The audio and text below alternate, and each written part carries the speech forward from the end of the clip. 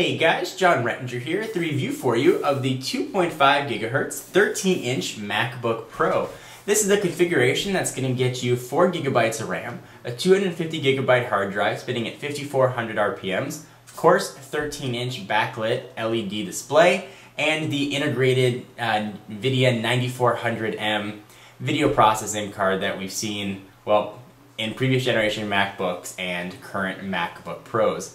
Unfortunately, I only get this sucker for a few days to review, but in just those few days I've really fallen in love with it. I think at the $1,500 price point, this really is a sweet spot of the MacBook Pro line. You can go for the lower end model, which is going to run you $1,200 or thereabouts, and you can upgrade the RAM and you can upgrade the hard drive to match the specs of this particular model, and actually it'll come at $100 less, but you're not going to get the extra processor bump that you are going to get with this version. I think it really hits a sweet spot for the prosumer, the user that is looking for a little more power than the standard, say, plastic MacBook. If you do a lot of video editing, for example, this is a fantastic machine for you. I'm coming from a baseline of comparison between an older 2.4 gigahertz unibody MacBook and an older iMac, which is about a year old, and the MacBook Pro is significantly faster than both. Video rendering times for exporting video were about a quarter faster. Battery life is stupendous. This generation of MacBook Pros, the battery is completely sealed inside. We saw this originally with the MacBook Air, so there's no way to access the battery and really no easy way to access the hard drive.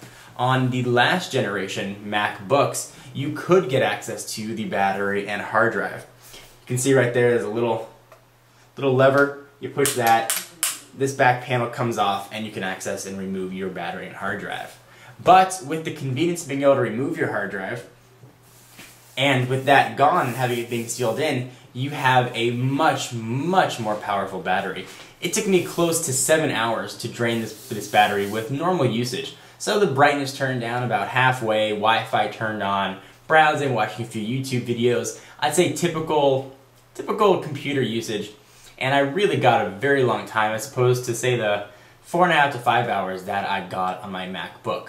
So it definitely is a sacrifice you're going to have to make. You can't remove the battery if you're traveling on an airplane and pop a new one in, but you are getting a few extra hours, which for me is well worth it. I've never bought 2 batteries to swap them out on an airplane.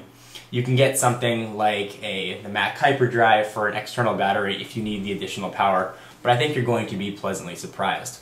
So who is this for? I think it's really for everybody that's looking to get a powerful Mac. I mentioned before the video editing. It's going to be great for video editing. The NVIDIA processor is going to be quick for gamers as well. Certainly not hardcore gamers that need high bit rates and the rest of the gaming business, but for the casual World of Warcraft gamer, it's going to perform fantastic. Or a game like The Sims, you're not going to really notice any sort of glitching or slowdown. It's going to run it like a champ. The 4 gigabytes of RAM absolutely make this computer a barn burner. I installed Parallels and put Windows XP on it via virtualization. I gave 2 gigabytes to the Windows partition and 2 gigabytes to the OS X, and things ran side by side blisteringly fast, faster than my current MacBook, which only has 2 gigabytes of RAM. 4 gigs really, I think, is the sweet spot to get ultimate performance out of this portable machine. So why would you want to upgrade to the more powerful model with the dedicated video card? Well, I think the only reason you'd want to do that is if you're doing a lot of 3D rendering or if you are a hardcore gamer. If you don't fall into any of those categories, the 13-inch MacBook is going to be, or MacBook Pro rather, is going to be fantastic for you. It's going to be powerful, and not only that, it's going to take you into the future. I know a lot of PCs, if you buy, there's definitely a little bit of worrying that goes on that it may not be future-proof, at least for the common user that doesn't always manage and maintain the computer properly. You're looking at sometimes a 3 to 5 year window. I think something like this with the, I'm rubbing the computer, you can't see it though. You're going to get a little longer lifespan of a computer like this, something maybe in the 5 to 7 years if you can keep a computer that long. The unibody construction, for those of you that aren't familiar with, it's made out of a single sheet of aluminum. It's got the same feel of really all the aluminum MacBook and MacBook Pros. It feels good and solid in the hand. It's got a nice weight, and you don't feel like it's going to break if you drop it. The backlit keyboard is the same that we've seen before. It's fantastic, and I'm saying that a lot, but it's just a great computer. and I'm really disappointed that I have to give it back.